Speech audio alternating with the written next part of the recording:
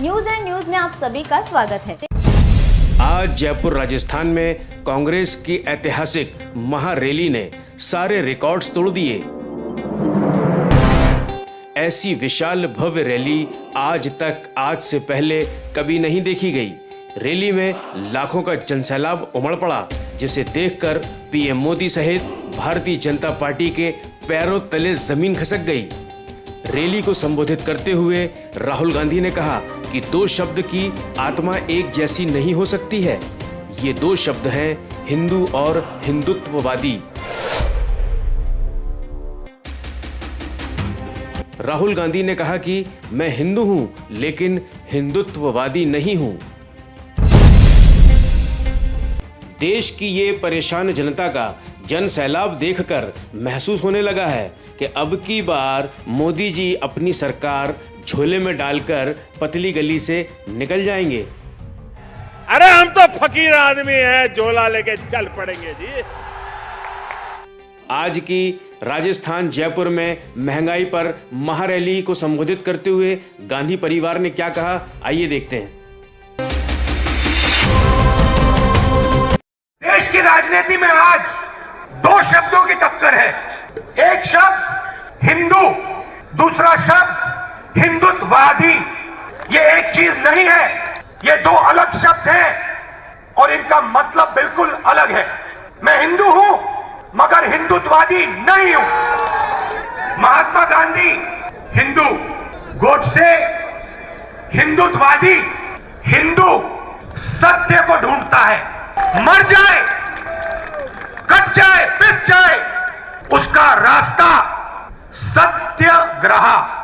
मतलब पूरी जिंदगी उन्होंने सत्य को समझने के लिए, सच को ढूंढने के लिए बिता दी और अंत में एक हिंदुत्ववादी ने उनकी छाती में 3 गोली मारी। हिंदुत्ववादी अपनी पूरी जिंदगी सत्ता को खोजने में डाल देता है, लगा देता है। उसको सत्य से कुछ लेना देना नहीं, उसे सिर्फ सत्ता चाहिए और सत्ता के लिए वो कुछ भी कर डालेगा।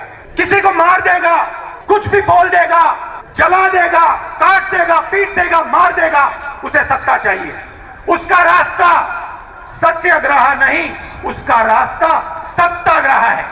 हिंदू कौन? जो किसी से नहीं डरता है। हिंदू कौन? जो हर धर्म का आदर करता है, वो है हिंदू। मुझे गर्व है कि राजस्थान में एक ऐसी सरकार है जिसने कोरोना जैसे भयंकर संकट में एक एक जन की मदद की, जो पीछे नहीं हटे, जो आपके लिए संघर्ष करते हैं और आपके लिए ऐसी योजनाएं लाते हैं जिससे आपका विकास हो। लेकिन ये जानते हुए कि इस प्रदेश में हमारी सरकार है, मुझे ये भी मालूम है कि प्रदेश और देश की जनता आज बहुत संकट में है। मुझे मालूम है कि जिस तरह से हमारा देश चल रहा है, जिस तरह की सरकार केंद्र में है, उसकी नीतियों से आप पर कैसे कैसे संकट है और आप किस संघर्ष से गुजर रहे हैं। आज ये रैली महंगाई हटाओ रैली है। आप सब इतनी बड़ी तादाद में यहाँ क्यों आए हैं? आप इसलिए आए हैं क्योंकि आपका जीना मुश्किल हो गया है। आप इसलिए आए हैं कि आज एक गैस सिलेंडर 1000 रुपए का हो गया है। आप इसलिए आए हैं कि सरसों का तेल आपको 200 रुपए में मिल रहा है। पेट्रोल और डीजल के दाम आसमान छू रहे हैं। आप इसलिए आए हैं क्योंकि आपका रोजाना का जीवन मुश्किल हो गया है और इस संघर्ष में आपकी कोई सुनवाई नहीं है। देखिए, दो तरह की सरकार होती है।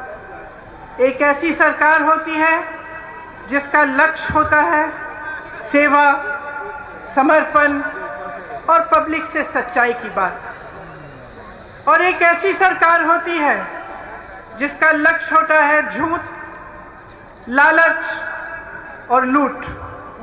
और आज की जो केंद्र सरकार है तो यही दूसरी तरह की सरकार है। इसे अच्छी तरह से पहचानिए।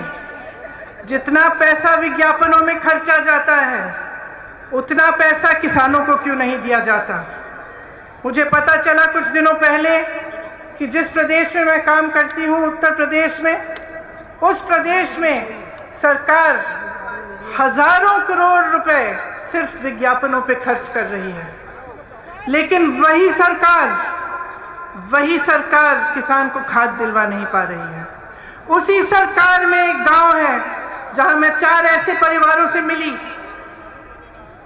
जिनके मुखिया खाद की लाइन में खड़े खड़े गुजर गए, क्योंकि 2-3 दिनों से खाद वितरण की लाइन में खड़े थे और उनको खाद नहीं मिला। घर नहीं गए, डर था लाइन छोड़ दूंगा तो खाद नहीं मिलेगी, वहीं पे गिर पड़े। मैं ऐसे परिवार से मिलके आई हूं जिनके पति, जिनके सदस्य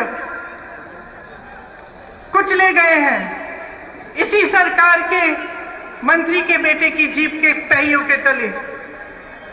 मैं उनकी विधवाओं से मिली हूं, उनकी बेटियों से मिली हूं, और मैं जानती हूं उनके मुंह से उन्होंने मुझे बोला कि हमें न्याय चाहिए, लेकिन इस सरकार से हमें न्याय कभी नहीं मिल सकता, कभी नहीं मिल सकता न्याय, क्योंकि इसी सरकार का मंत्री अभी भी हमारे प्रधानमंत्री के साथ मंच पे खड़ा रहता है, जिसके बेटे ने हमारे पति को कुचला, जिसके बेटे ने हमारे बेटे को कुचला। तो जो सरकार केंद्र में है वो निश्चित है कि जनता की भलाई नहीं चाहती, आपके लिए काम नहीं कर रही है। किसके लिए काम कर रही है? स्पष्ट है, पूरी दुनिया देख रही है, पूरा देश देख रहा है कि ये सरकार सिर्फ कुछ गिने चुने उद्योगपतियों के लिए काम कर रही है। कल मैं गोवा में थी। गोवा में एक अनोखी समस्या है, आप चौंक जाएंगे सुनकर, कि एक उद्योगपति के कोयले के लिए ऐसी सुविधाएं बनाई जा रही हैं जो गोवा की जनता को चाहिए ही नहीं।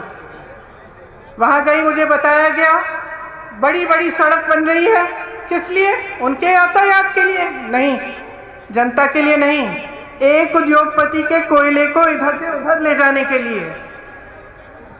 जब किसान आंदोलन कर रहे थे, महीनों से बैठे हुए थे दिल्ली के बॉर्डर पे, तो हमारे पर्यटक प्रधानमंत्री अपने घर से निकलकर 10-20 किलोमीटर दूर जहां लाखों किसान बैठे थे वहां नहीं जा पाए।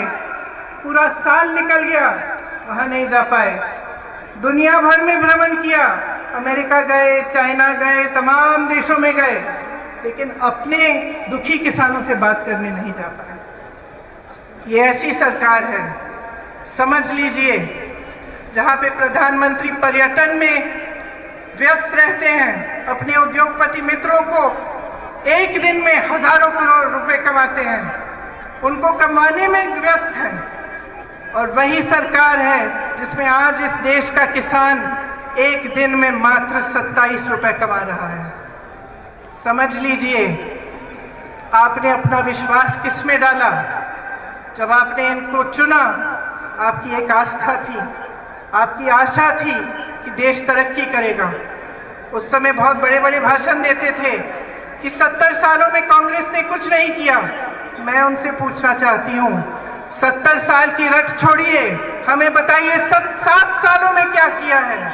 7 सालों में हमें एक ऐसी संस्था दिखा दीजिए जो आपने बनाई शिक्षा के लिए, हमें एक ऐसा एम्स जैसा अस्पताल दिखा दीजिए। जिस हवाई अड्डे से आपका हवाई जहाज उड़ता है, वो हवाई जहाज भी कांग्रेस ने बनाया, और आज जो भी कांग्रेस ने बनाया ये सरकार बेचना चाहती है, अपने उन्हीं दोस्तों को बेचना चाहती है। तो देख लीजिए, समझ लीजिए, मैं लंबी चौड़ी बात नहीं करना चाहती, सीधी बात कहना चाहती हूँ, इनकी नीयत क्या है। राजस्थान में एक ऐसी सरकार है जिसकी नीयत सही है, इसीलिए कोरोना आता है, आपकी मदद होती है, आपको मुफ्त इलाज, 5 लाख रुपए का मुफ्त इलाज मिलता है, 1 लाख रोजगार मिलते हैं, क्योंकि सरकार की नीयत सही है।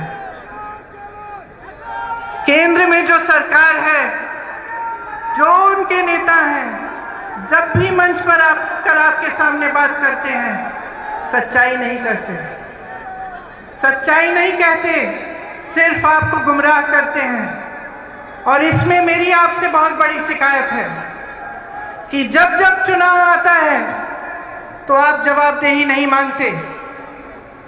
जब नेता समझ जाता है और एक राजनीतिक दल समझ जाता है कि देखिए चुनाव आएगा,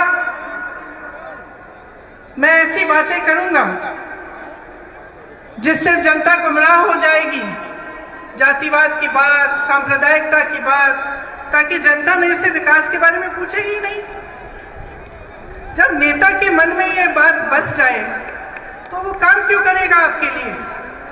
जब एक राजनीतिक दल जानता है, उसका एक एक नेता जानता है कि चुनाव के समय आपके सामने फिजूल की बातें करेंगे, आपके सामने चाइना की बातें करेंगे, किसी और देश की बातें करेंगे, कुछ ना कुछ नया निकालेंगे, लेकिन आपके विकास की बात नहीं होगी, महंगाई की बात नहीं होगी, आप कैसे अपनी जिंदगी बिता रहे हैं, किस संघर्ष से आप गुजर रहे हैं, इसकी बात नहीं होगी। जब उनके मन में ये बसा हुआ है तो वो आपके लिए कभी काम नहीं कर सकते, क्योंकि उनको मालूम है कि वे जवाबदेह नहीं है। मैं सिर्फ आपसे एक चीज मांगूंगी कि आप जागरूक बने और इस भाजपा की सरकार को जवाबदेह बनाएं। इन्होंने क्या किया है आपके लिए, पूछिए। किस वजह से इतनी महंगाई है इस देश में? जब प्रधानमंत्री जी के पास 8,000 करोड़ रुपए है अपना हवाई जहाज खरीदने के लिए, तो किसानों का बकाया क्यों नहीं देते? जब किसान को खाद की जरूरत है तो उसका दाम कम क्यों नहीं करते, उसका दाम बार बार बढ़ क्यों रहा है? जब उनके उद्योगपति मित्र फूल रहे हैं, फल रहे हैं, तो हमारा किसान क्यों रो रहा है, क्यों मर रहा है? पूछिए, ये आपकी जिम्मेदारी है। इस सरकार की एक बहुत बड़ी जिम्मेदारी है आपके प्रति, आपका विकास, आपके देश की तरक्की, आपको आगे बढ़ाना, आपके बच्चों को एक मजबूत भविष्य देना।